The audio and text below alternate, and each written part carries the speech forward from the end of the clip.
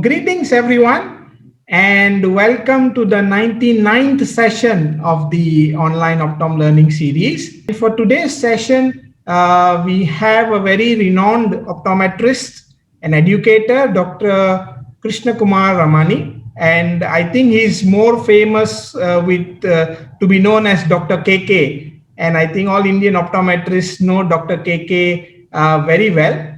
He is presently working as the freelance optometrist as well as an educationalist, as well as a contributing mentor for occupational optometric services and faculty member at the Shankara Nethralaya and Elite School of Optometry respectively. He achieved his undergraduation, post-graduation and doctorate degrees from the Elite School of Optometry. He also possesses a master's in psychology and a fellowship in British Dispensing Optics, which is FBDO. He was the past head of Department of Optometry at Shankara Nethralaya for over 7 years, as well as the principal of the Elite School of Optometry for about 16 years. With a teaching experience of 23 years, he has supervised many master's level projects, guided several doctoral students, and he is presently guiding one doctoral student as well. He was also heading the Occupational Optometry department for 6 years at Shankara Nethralaya. He has a special interest in occupational optometry, and Dr. KK has offered his occupational optometry services to a variety of occupational industries, and he has been involved in creating vision standards for over more than 20 different occupations. So a very huge amount of work of Dr. KK's experience goes in occupational optometry. He was also recognized by the Indian Association of Occupational Health, IAOH, Tamil Nadu chapter, where he was invited to give her memorial orientation in 2016. He has over 32 peer-reviewed publications and also authored 2 books in optometry and was editor and chapter contributor in occupational optometry health books. He has also been involved in various projects at Shankara Nethralaya and Elite School of Optometry, one of it being the project where the normative values in the Indian population of binocular vision parameters were published. He also initiated adult comprehensive eye examination model when he was the principal at the Elite School of Optometry. And not to forget, he was the brain behind the new initiative of single-day mass vision screening project of Elite School of Optometry, which was recorded in the Limca books of records, offering services to maximum number of school children in a day. So with all this experience, I'm welcoming Dr. KK to talk to us about our role as optometrists in the caring sector, in the informal sector, in how can we care about the workers. So welcome, Dr. KK. Thank you for giving us this time. Let me just leave the screen time to you. Okay, thank you. Thank you, Fakhruddin, for a wonderful introduction. And once again, best wishes to the great initiative you are up to.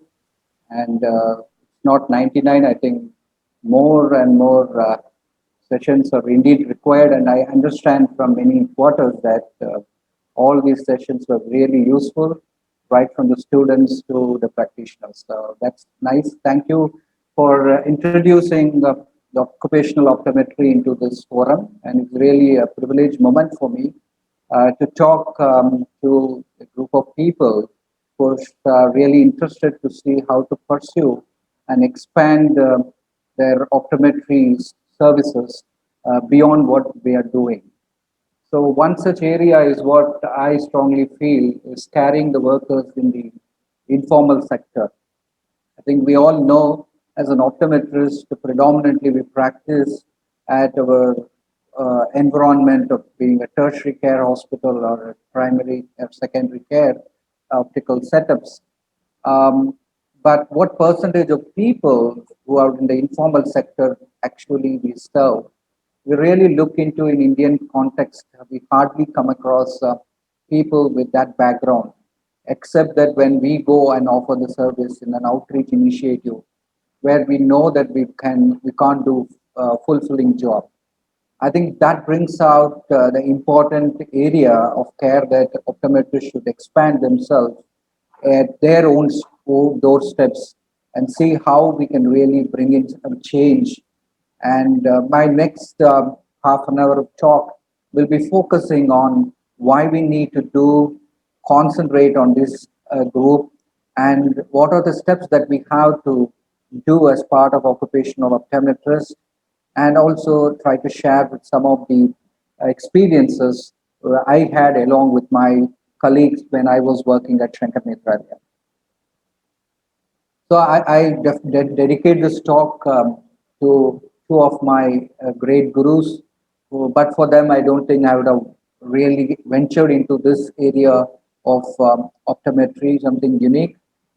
Dr. S.S. Badrinath, the Doyen of Ophthalmologist and the founder of Shankar Nethralaya Medical Research Foundation, and Dr. P.P. Santanam, who is the Doyen of Occupational Health and who introduced occupational optometry in this part of the world.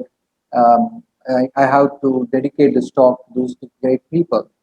And I also remember my colleagues at Shankar Nethralaya who are part of this occupational optometry doing wonderful job and taking forward the vision of the founder, Dr. Badrinath, and Dr. P.P. Santanam, Dr. Rashima, Dr. Dhanlakshmi, Dr. Janani, and whole team. I would like to really thank them for being a great source of inspiration to many and doing great service to many people. Yeah, sorry. I think we all know the population in India is cutting, it was ticking every minute and every second rather. But this the population is on May 30th, 2020, when I started preparing this PowerPoint. We are handling almost 138 crore people in this country. Out of that, almost 47 crore are employed, in which, if you really look, predominantly almost 43 or 94 to 95 percentage of people are working in the unorganized sector, or we call as informal sector.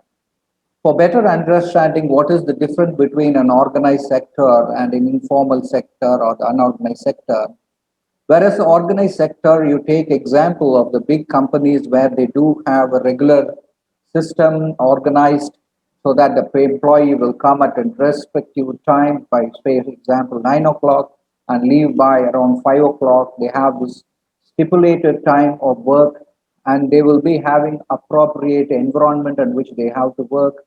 They will be having the regular salary, monthly salary, and they will be given a lot of welfare schemes and benefits. And they do have also a lot other healthcare initiatives to take care of them holistically. Unfortunately, in an unorganized sector, which is constituting almost a huge percentage in terms of work, we find all these facilities are not available or not provided by the employer or anyone who's actually running the show. So they have to depend on the healthcare system in different countries in different way. As far as in India concerned, it is not well structured, but it is evolving. I will be sharing some of the development that's happening in this area. So most of these people who are working in this area are of working age group, and that is the broad picture of workers in India as far as 2020 is concerned. Okay. And in terms of population and work in Malaysia, since Fakhruddin is coming from there, I was thinking, what is the scenario in Malaysia as far as 2020 is concerned? We are handling almost 22.73 million people, which is almost, India is almost 4 to 5 times bigger than in terms of the population, in which the workforce is almost 50% in Malaysia. And then you look closely into it, the informal sector is far less compared to Indian scenario, but still the number is big that required great attention. You put together 1.4 million and 1.6 million. That is the big number that I feel that informal sector actually can be put together. That means we are handling almost 3 million people out of 32 million or 15 million people on the workforce who are in the informal sector in Malaysia. So in terms of percentage, both India and Malaysia are slightly different from each other. But in terms of the number, it's a huge work need to be done. Now, who takes care of their health, whether it is eye care or the general health? It really, if you look closely into an organized sector, the occupational health center, and the tying up with some of the big hospitals and the ESIs or the government sector hospitals will take care of the occupational needs. But when you look into unorganized sector, I think predominantly government hospitals and NGOs are the two groups actually be taking care of these groups. But in that case, what is the scenario? The real scenario is whether all of them are getting the best care as those people working in an organized sector. Then that is $1 million question, and it is not so true. It is totally unequal throughout the country. The unorganized sector in India is why it is so important because it is most of the place times we see that it's a congested workplace environment. There are a lot of restricted work area. There is poor illumination under which they do work. Many a time we will say it is with high noise levels, dust and flying particles, and extreme environmental conditions of high temperature and humidity. Now, this is the great concern, and all of us know all these situations or environment will lead to health hazard tremendously, which is well taken care in the house in an organized sector. Now, healthcare for unorganized sector actually it is very important for one reason. Suppose you think about exposure to poor workplace hazards and not using PPE, they lead to occupational diseases. Think about someone who is actually working in a very dim lighting, and definitely he is going to have difficulty for a very long time. He will be going to have a simple eye strain as part of his. He can't perform the job continuously and effectively. No reliable government data on the numbers of persons involved in the informal sector, their working condition and specific health hazards. So it is very, very difficult also to plan and try to do some intervention in the present current scenario. So whatever the data we do have is only the extrapolated data. But in terms of the situations in each of these places, required a broader study and broader approach, and all individual no unorganized sectors, jobs or occupation require different kinds of approaches that required a lot of work. And I feel strongly that as an occupational optometrist, we can contribute in a big way to bring in a change. Now, what is the reality in the primary eye care? Primary eye care, the existing healthcare program, especially related to occupational related health issues like accidents, toxicology, respiratory and musculoskeletal problems, and few other general problems are being handled in a primary eye care setup, which is placed in different parts, even the villages. Government of India have established almost 4,000 vision centers in 10th five-year plan and 5,000 vision centers in 11th five-year plan. But unfortunately, none of these centers were effective enough to cater to the prime need of an occupational health, for which I think some of the dynamics are very much essential. Now, so primary care, what is the existing model? Are they trying to attempt to do something about it? Where do we usually examine them for before we go and understand the primary eye care happening? The primary eye care are happening today at the outreach level or rarely in the outpatient level. Unfortunately, none of our outpatient level are actually equipped to understand the occupational health needs today. An outreach program, we don't go well equipped to take care of those needs. So what do we screen in these situations? We majorly concentrated on the cataract and oculopathology, and probably we will be concentrating somewhere some glass, providing glasses, but without understanding the needs and demands of those individuals. And so less common is general eye examination overall. So we do some lot of deliverables. No wrong. We try to do a lot of cataract surgeries. We try to provide some reading glasses. Most of the time, it's a ready-made one, and less common the prescription glasses. That means we are actually mismatching the needs most of the time. So what do we know about patients? We know only about the demographics, where from they come. We don't know anything beyond that. Visual and ocular complaints, and then we know what is the outcome from our examination. This is the holistic picture we get whenever we do an outreach initiative or general OPD initiative. The predominantly we will try to understand what is the current scenario. We neither look into the cause nor try to look at how it can be simply by moving out or trying to ensure at the specific time of exposure he can really save from a lot of the hazards which he's going through. Now, what are the shortfalls of the existing system? Maybe once we understand that, we will try to find out the solution. The occupation of the person is a very important information that we have to take, for which the work profile is very, very important, or otherwise we call it the job description. Suppose we want to evaluate someone who is a tailor without knowing what are the steps they are involved in, what are the tasks that they are involved in. There is no meaning in providing any of the refraction procedure without not even knowing what is their working distance, what is the working distance for the job, what is the working distance when they do the leisure work. I don't see that one class is going to provide all the solution under there.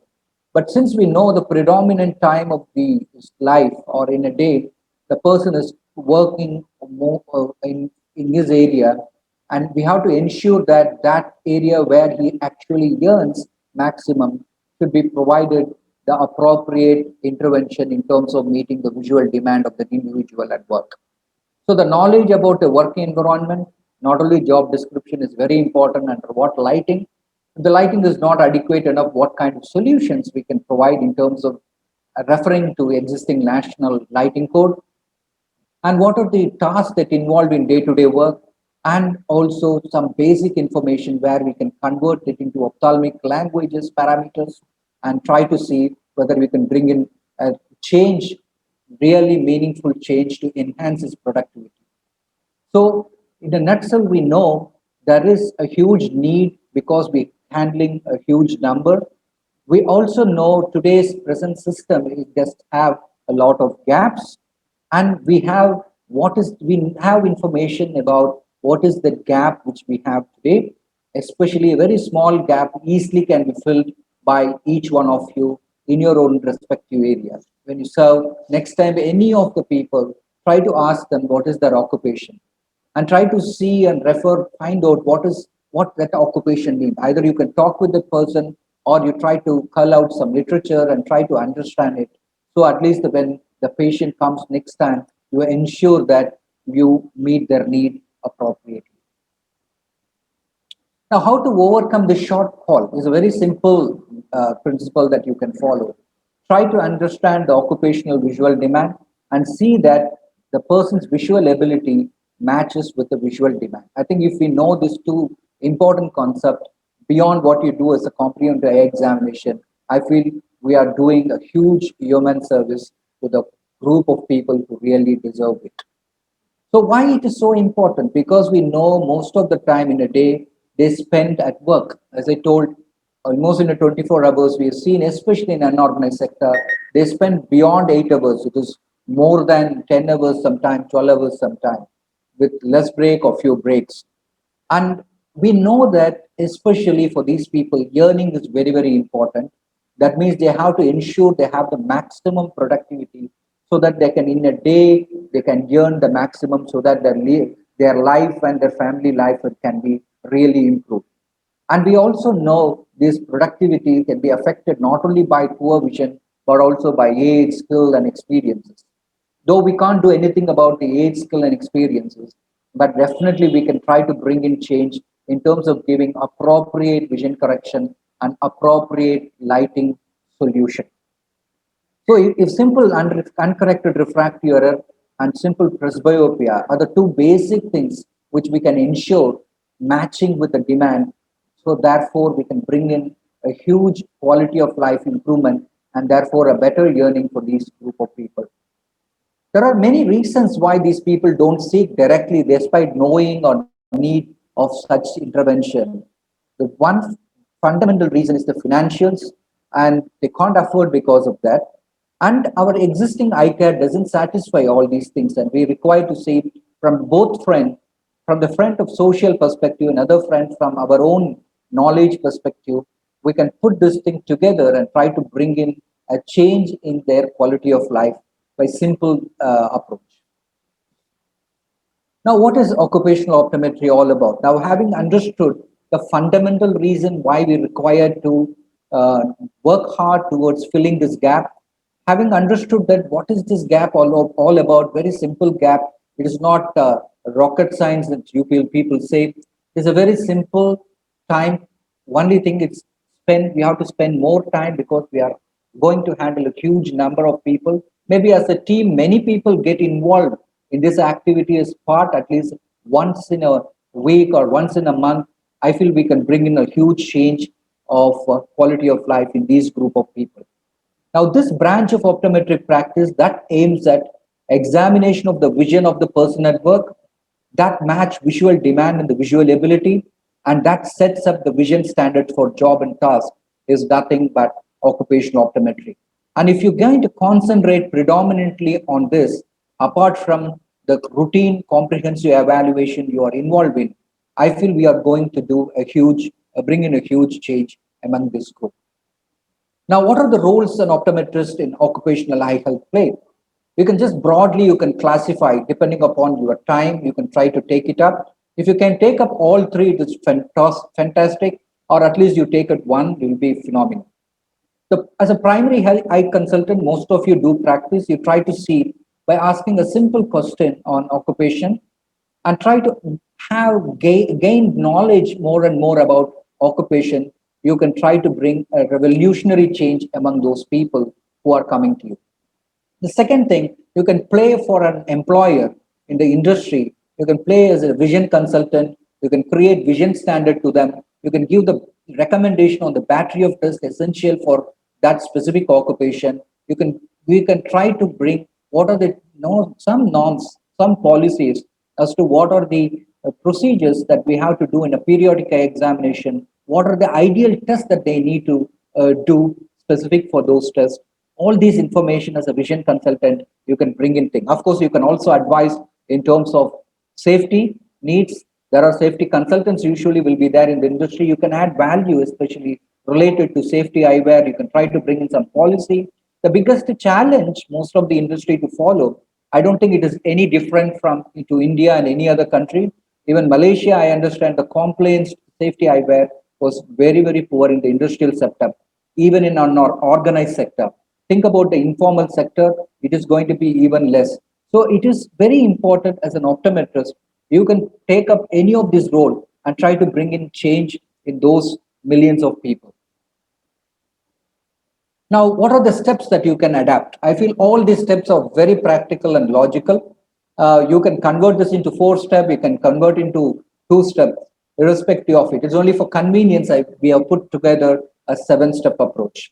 The first and foremost step is the observation of wherever it is. Suppose you have a plan that you want to do and a screening activity to pick up people with defect in, for example, farmers, for example. That's the best example we can think about in India or anywhere else where the maximum number of people working there.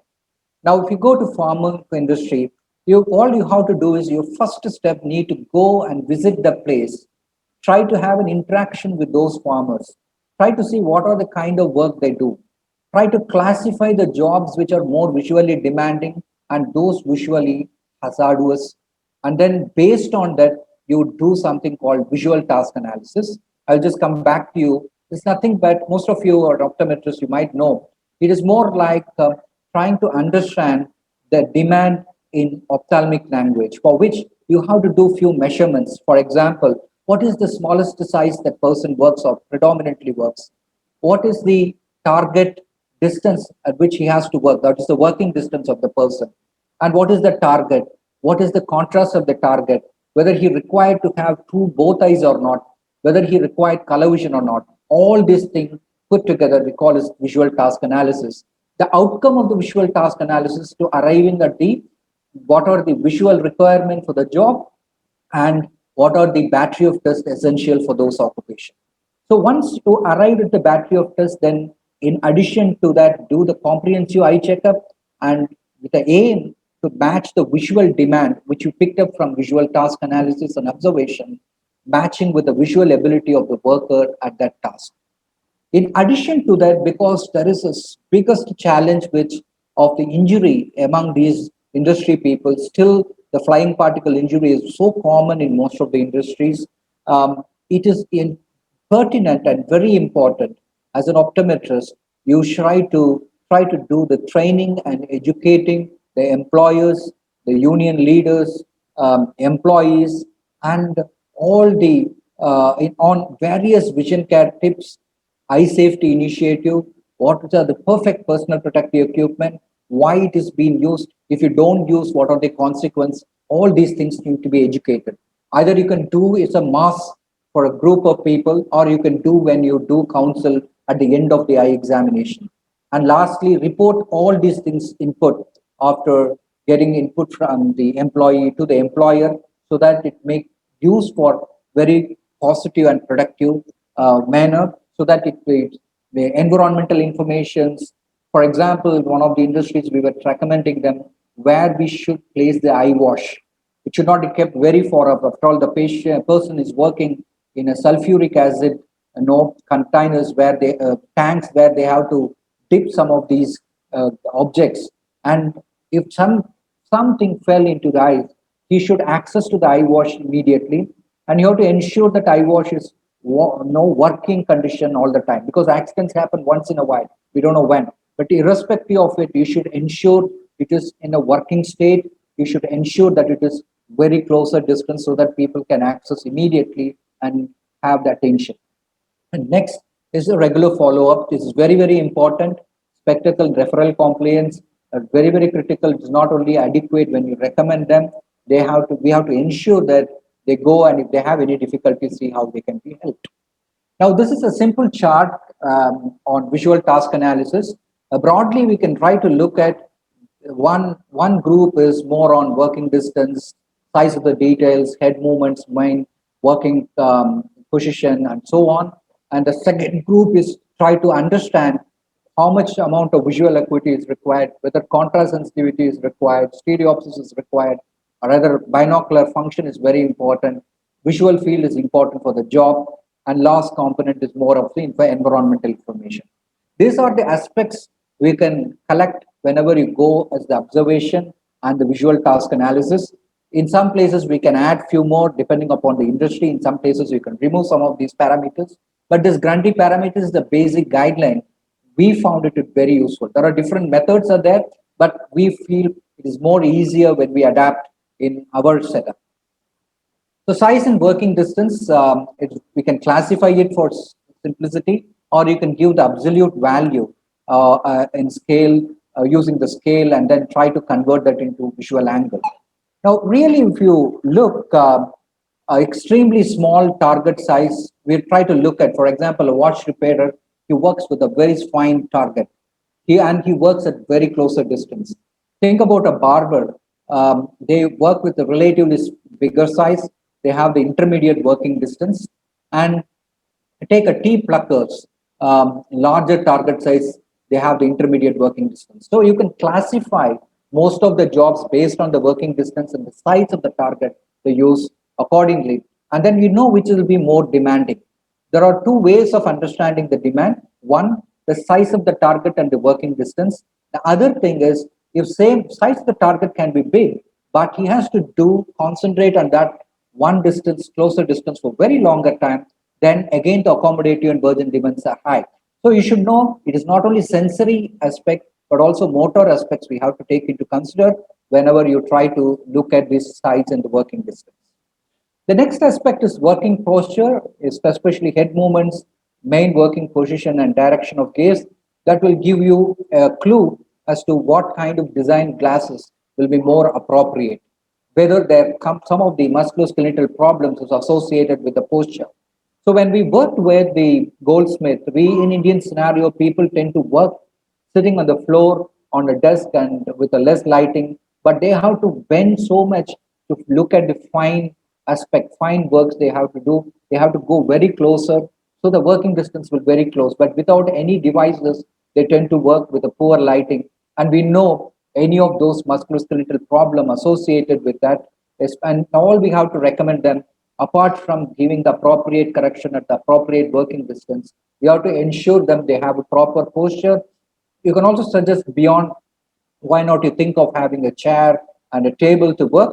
In fact, we have seen such models of model, we call Karigar parks or the jewelry making places, where they do have a appropriate seating arrangements and with good lighting and music and AC environment, where they felt the productivity is far good in those places compared to those places where these adjustments are not available. So it is very important. The postures and gaze directions are very critical, and we have to look into it. The other aspect that we have to keep in mind, based on the accuracy and care, or the precision and accuracy, we have to see how it is important to take into consideration the near working aspect, whether we have to provide them the glasses or not, whether we have to give a proper lighting or not. All these decisions are very much important to the especially depending upon the accuracy. For example, if you look at these two pictures, one picture is a precise job, another picture it shows that it is not that precise and accurate and more precise job. In terms of that, we can classify whether it is which is more visually demanding as against the other one.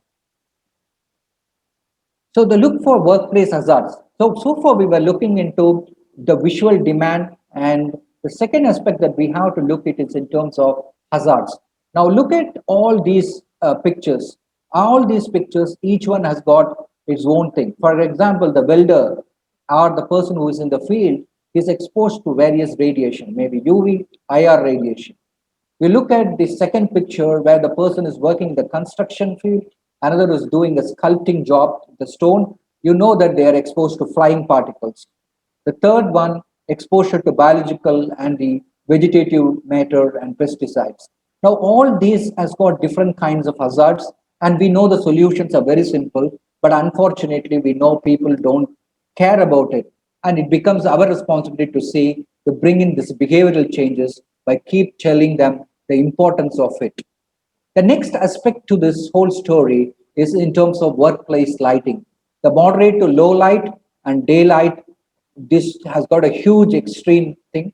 But since we have the lighting code is available. Each of the countries do have their own lighting code. You can just adapt it. That is more than enough. If you don't have, there are methods by which you can calculate. Those who are interested, you can always write to me. I'll see whether I can help you out sending that method, how to calculate if you don't have that written in the vision standard. Now, this is to just give you just an introduction. Suppose if you have the working distance and the size of the target, you want to calculate the visual acuity. Today, the nomograms are available. Grundis has given the nomogram. You can just adapt it and you can arrive it based on the working distance. What is the appropriate expected visual acuity for near? Since most of the job demands near work, near vision, except the work like drivers, most of the jobs I feel it is more demanding for near. That means along with visual acuity, try to add accommodation and convergence to be the true component to put together and try to see whether you can help those people to create a vision standard only to ensure matching the visual demand and the visual ability. Now, the battery of tests based on that we have to arrive at. For example, when we evaluated in textile industry and tannery industry, we realized that the appropriate testing and the illumination under which these testing need to be done should match with the what is being in practice, especially when they want to match the product, which even the vendor or the person who or made the order for them to make the product. So it is very important. For example, in Indian context, they use a lighting source of D15 and D65, which is categorized under illuminancy. And we should try to use those light sources which is available in the market whenever you do the color vision test. So if we do it, we are actually matching the needs of the industry. So the battery of tests should be looked from that perspective. Many a time we also created, apart from the standard color vision test, created color vision test based on the product which they use day in, day out. So that way, putting together both, we know the person who is actually working has got the difficulty, or if he's got difficulty, what more that we can do beyond it. Of course, we know color vision doesn't have any treatment modality, but at least we can suggest them what are the ways that we can try to bring in change. So visual task analysis really help us to plan what are the essential battery of tests that we need to do according to the input which we get from our tour and the visual task analysis. Now, for example, we take this example we did way back in 2012, this work with the goldsmith, uh, and believe it, the size of the target they work is of the wide range, predominantly the work near, and they also have, apart from visually demanding work, they also have the exposure to foreign bodies, solvents, chemicals, and fuels. And interestingly, if you look, they do all this prolonged sitting and awkward posture I told. And for making a simple ornament, they have to have almost uh, so many steps, almost 12 steps. And each of the steps, we call it as task. And each task, we have to create vision standard. And later on, we can put together into categories and then give the recommendation. That's what we did. We categorized the whole 12 into two categories. And then we gave, based on the nomogram, we arrived at what is the real demand that the person know working under which you're working, and what will be the correction which we are going to need to do when things. So the expected visual acuity, near visual acuity, is N6 or N4 depending upon the category. When we look further, we also realize since it is the prolonged time they work in a day, urgence and accommodation demand are equally important. Stereo acuity, it means that binocular function is important, it will be really useful. And visual field, because it is more of non-mobile job, they sit in one place and do it. It is not very critical, but it is very important. They should have at least, as per our knowledge, amount of area that work at least 50 to 60 degree on all the side. It will be more appropriate, especially in the inferior field. At least you should have 40 degree. They have to sit and work, but essentially central field is very, very important in these people, especially people who are working for very long time. They have a limited color vision requirement, except in places of where they do the stone setting. Other places, it is not very critical. Now, these are the findings. We looked into the visual and ocular symptoms. It well correlates with an environment. And we also looked into various visual abilities of the goldsmith in relation to what is the expected vision standard these people work.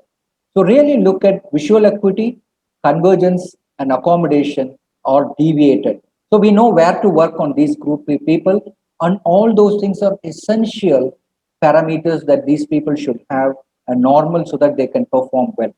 Unfortunately, we don't have the outcome study in this case where we couldn't look into what are the big benefit they get, but we had something called job competency as against the visual competency we did compare. We found that almost 50% of them had poor visual competence. A job competency, since we are dependent more on the supervisors and supervisor doesn't have any documentation, they spoke more from their memory. There we know there is a bias. So that's the reason we didn't find much of the correlation between or association between the visual competency and the job competency. But that is one of the limitation we find in this group, in this study at least.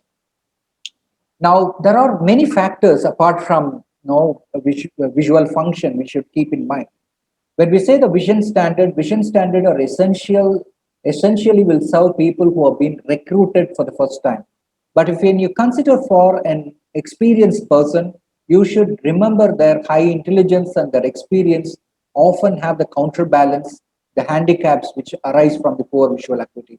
So we should try to give some correction factor. Don't go strictly based on the existing visual acuity and vision standard. That is the only learning that we had And we always tend to recommend such things to these people who are involved. In unorganized sector, whoever is the supervisor, we try to give that recommendation.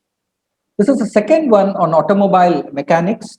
This we did for two-wheelers and four-wheelers, not a big group, but a small group of people. And we found again what is the job profile. There is no big difference. But in terms, in a nutshell, both are not visually demanding. But of course, in places where they did the tinkering and painting work, they have to go and visually inspect it, whether the paint has been done properly, there's no scratches. That sense visually demanding for, especially for four wheelers. But other than that, general mechanics doesn't have big demand, but they have to do most of the work close for the closer distance at a very awkward sitting and work posture, and they also exposed to some of the petroleum products.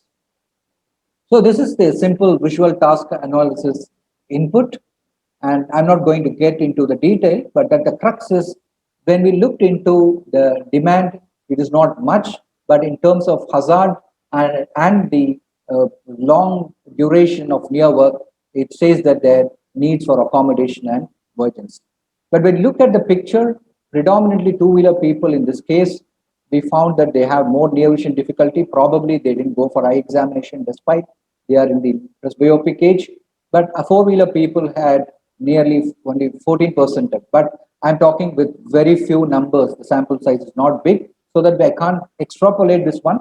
But keep in mind, it is not visually demanding, but it is visually demanding in the sense that since they are working for a very long time, a long duration in a day, you have to ensure that accommodation and emergence are good enough. So we also looked into their quality of life after doing the intervention, and we found for both two-wheeler and the four-wheeler, their quality of life and the especially during the work time, the productivity, as informed by them, has really improved after this intervention. And this is most on prescribing thing. I'm not going to get details, but the knowledge that we are going to gain is for mechanic, it is not visually demanding. But when we looked into jewelry makers, it is more visually demanding.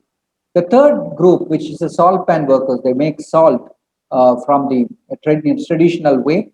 It is very labor intensive one, and they will be working in this kind of environment.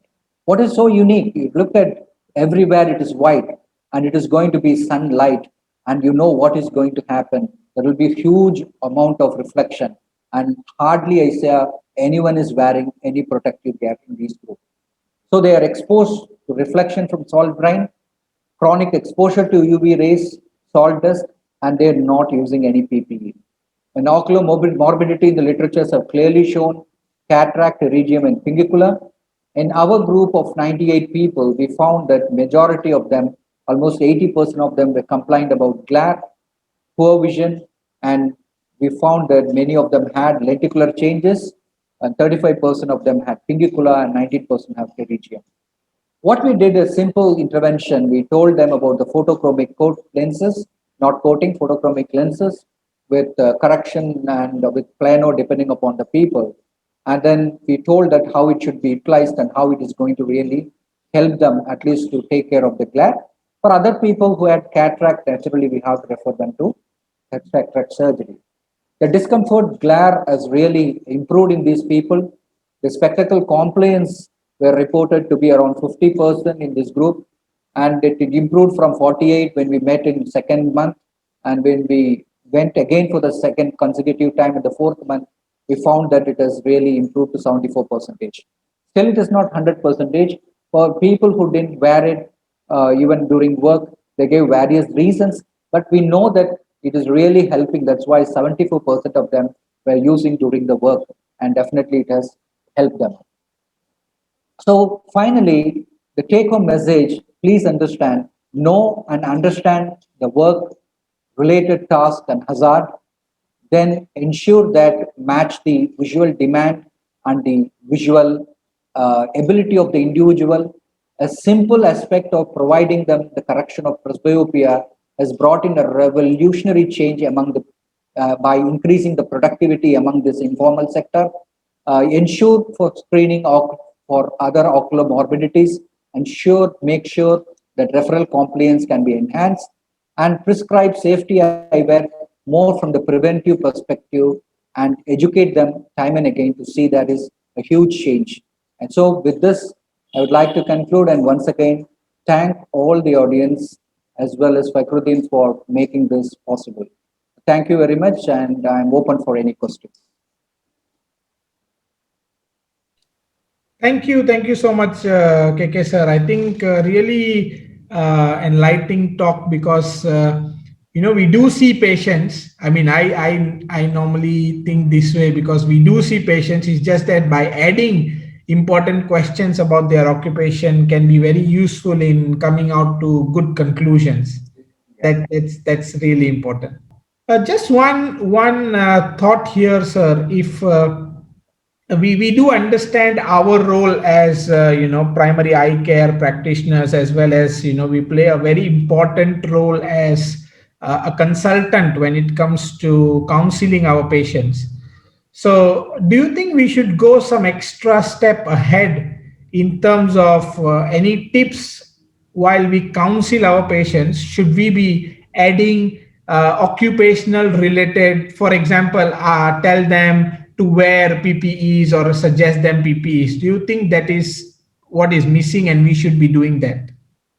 I think for which I strongly feel, I have seen many places in the patient information form, they used to get what is the occupation. That usually will be done in the front office. Now, when a person comes to you as a healthcare person, we hardly look into it except for the name and the age. Probably, as an optometrist, you should also look at the occupation and take another 1 or 2 minutes to interact and have some knowledge about what kind of job they do it, and whether at the job site they do have any complaints, any problems, which usually get relieved when on Sundays when they don't work. Now, once we get the clue, that is the first and foremost question, then it is easier for you to look for any reasons, and secondly, counsel them accordingly. For example, recently I was going through recently one of the papers wherein there is an information. The International Standard Classification Occupation 2008 has classified occupation into 10 different types. And what they did, the investigators did, they looked into dry eye among all these 10 categories. And then they arrived at not only it's purely meta-analysis, based on whatever the literature available, they classified this information as people who are doing more of indoor activity and who are working in high temperature are prone for dry eye or dry eye related ocular surface issues as compared to people who are outside. Okay, now this information should be delivered to people. Suppose the patient says that I'm working indoor for a longer time, I'm working in a tannery industry for a longer time, then you have to look for this kind of surface changes at dry eye, and you have to recommend them, please, because you have to use this kind of drops and you have to have a protective gear so that it will act as protection from the environment to help you. Now, these are the tips. And already people are doing, I think, biggest service that I know that we are all doing when we talk about visual hygiene. Most of the visual hygienes should be expressed clearly to them. Many a time you'll say you should take care of your eyes. You should sit at proper distance. We also have to ensure that all the glasses which you procure, ensure that it is according to your working needs. I think this information you have to highlight and you tell this is what this glass means. So next time when you go, you have to ensure this is exactly made accordingly. I feel depending upon the occupations, we can always add. I know most of you are adding value when a person says, I'm a computer person, I work most of today. I think everyone are computer engineers or computer person. But we know that when someone's diagnosed, or even you don't diagnose computer vision syndrome or digital strain, we know that we have to give some recommendation to prevent and promote among these people the good practices. I think each industry has got one. That's right. That's right. Yeah. All right. And there's one question here. What's your take on any strategies on how to approach different industries for vision screening?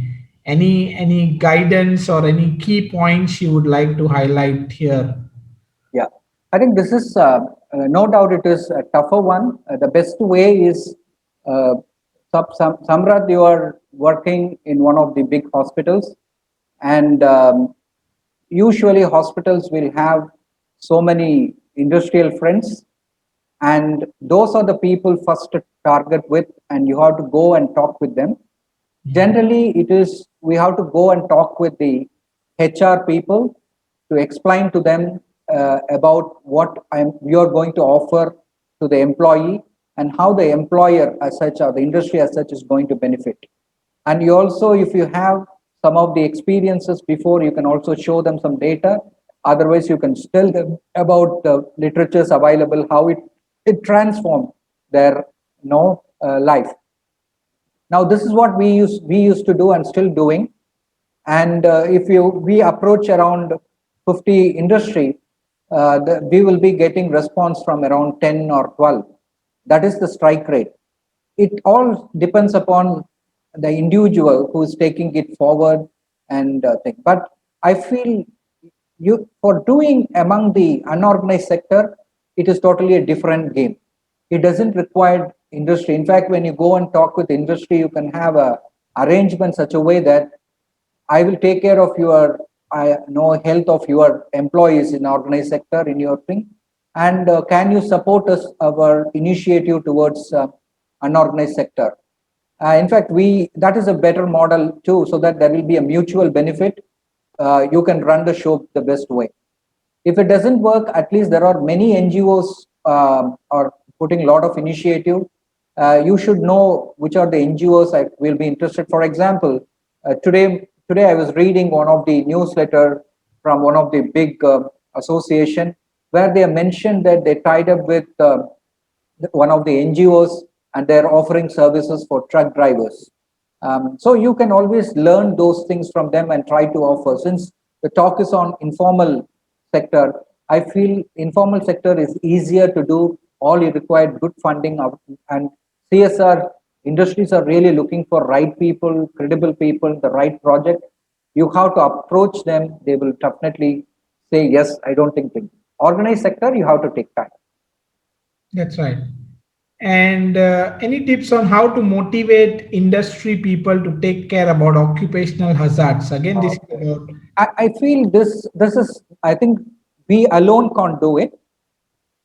We have to use an opportunity whenever we see the employee workers interact with them, because that's why I said the rapport will be developed during the first visit. Wherever we go, the first two visit will be just go around, interact with people, interact with the supervisor, interact with the engineer, interact with the doctors, interact with all higher management people, so that they know why we are here, what we are planning to do.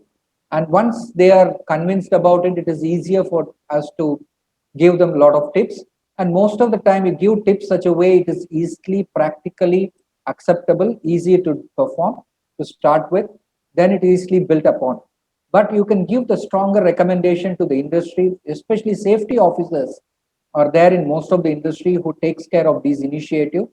But I found the biggest challenge is the compliance of any PPE. Now they are trying to incentivize, they are trying to give punishments, and that fear has brought in a lot of discipline. Previously we have seen people, they tend to know wear it only when they see the safety officer or hygienist or some supervisors. Today I think some industry have a very good practice. If we have seen industry with 100 percentage, we have seen industry with 2 to 3 percentage also. Now we have to concentrate on people or learn from people who have achieved 100 percentage to bring in a change. I think regulatory mechanisms are there. Only thing people should, it's like making them wear helmet. In India, it is always a challenge. That's right. I was about to say that's the closest analogy what we can give, that when you see a policeman, it's the time when you wear the helmet. Rest of the time it's just lying on the back of the seat. True, true. That's 100% true Yeah, thing. But I think it's changing. But we have to keep educating. That's why I told we have a huge role to play, that's right. and we have many people should jump into this at least once in a week or once a month. That's right. And we can start educating, I think, all our patients, whether, while we are counseling them for their management, we can actually start Exactly, counseling in our practice. And that counseling might help to spread the word across slowly and steadily by word of mouth. Maybe that could be one of the ways on we can look at. exactly. I totally agree. Uh, Especially when road traffic accidents are very high in India. I don't know. We are still actually having big number. Though it has lot of initiatives happen in the present government to bring down, especially road traffic accidents among these young people. Now, whenever you see anyone coming as a patient to you, simple question on asking on whether you use bikes or drive cars. Know these questions and tell them a simple thing: wear appropriate glasses, ensure that by glasses you can see the signage way ahead, so that you don't have time when you come closer and then want to react to the signage or anything. You don't have time. That's where most of the accident happens. That's You can right. tell them, educate on it, and then tell them the importance of seat belt and tell them the importance of helmet, as you said. But all these things still it's important in Indian context. But the changes have happening very in a big way. But we have long way to go to bring down the accident. That's right. Okay. So thank you so much, sir. Please feel free to write to sir, as sir mentioned during the session. If you have anything to, get some advices, he would be definitely helpful in doing so. So thank you, KK sir, for giving us this time and doing the talk for us. Thank you very much. It's a pleasure. Thank you all the audience for nice question. Thank you. Most welcome, sir. We also have a session tomorrow, uh, and it would be our 100th live session tomorrow. So please join us. And tomorrow's session will be how to intersect the public policy and children's vision, particularly in the Asian context. And this would be at 6:30 evening Indian time and 9 p.m. late evening Malaysian time. Until then, stay safe, take care, and I will see you all again tomorrow. Bye bye. Thank you, sir. Thank you very much. Yeah, bye bye.